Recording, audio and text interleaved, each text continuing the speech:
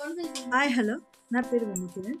మనం ఉంగరం పెట్టుకుంటాం కదండి. కొన్ని ఉంగరాలు అయితే టైట్గా ఉంటాయి, కొన్ని ఉంగరాలు లూజ్ అయిపోతుంటాయి.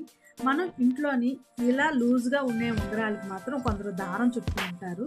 అలా కాకుండా ఈ ఉంగరానికి ఇప్పుడు నేను చేసే విధంగా నేను ఇప్పుడు స్వీట్ దుకాణంలో లబ్బర్లు అవి ఉంటాయి కదండి, అలాంటి లబ్బర్ని మనం ఈ ఉంగరానికి ఫిట్ చేసుకున్నాం అనుకోండి. ముడి వేసుకోవాలండి. నేనైతే ఒక 2 ముళ్ళు వేసాను. ఇలా ముళ్ళు వేసుకొని మనం ఉంగరం పెట్టుకున్నాం అనుకోండి, మనకి జారదండి, చాలా టైట్గా ఉంటుంది. కావాల్సినప్పుడు ఈజీగా వచ్చేస్తుంది. ఒకసారి ఇలా ట్రై చేసి చూడండి. నేను వేసే విధంగా మీరు కూడా ఇలా వేసి చూడండి. చూసారా, అసలు జారదండి.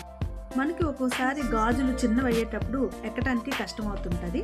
అలాంటప్పుడు మనం ఇలా పాలిథిన్ కవర్ని మనం వేసుకున్నాం అనుకోండి, తీసేటప్పుడు ఈజీగా ఉంటుంది, వేసుకునేటప్పుడు కూడా ఈజీగా అవుతుంది. చూడండి, ఒకసారి ట్రై చేయండి.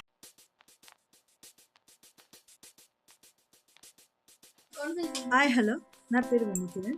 మనం ఉంగరం పెట్టుకుంటాం కదండి. కొన్ని ఉంగరాలు అయితే టైట్గా ఉంటాయి, కొన్ని ఉంగరాలు లూజ్ అయిపోతుంటాయి. మనం ఇంట్లోని ఇలా లూజ్గా ఉండే ఉంగరాలకు మాత్రం కొందరు దారం చుట్టుకుంటారు.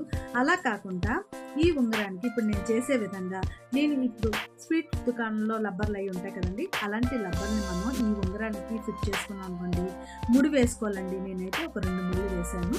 ఇలా ముళ్ళు వేసుకొని మనం ఉంగరం పెట్టుకున్నాం అనుకోండి, మనకి జారదండి, చాలా టైట్గా ఉంటుంది. కావాల్సినప్పుడు ఈజీగా వచ్చేస్తుంది. ఒకసారి ఇలా ట్రై చేసి చూడండి.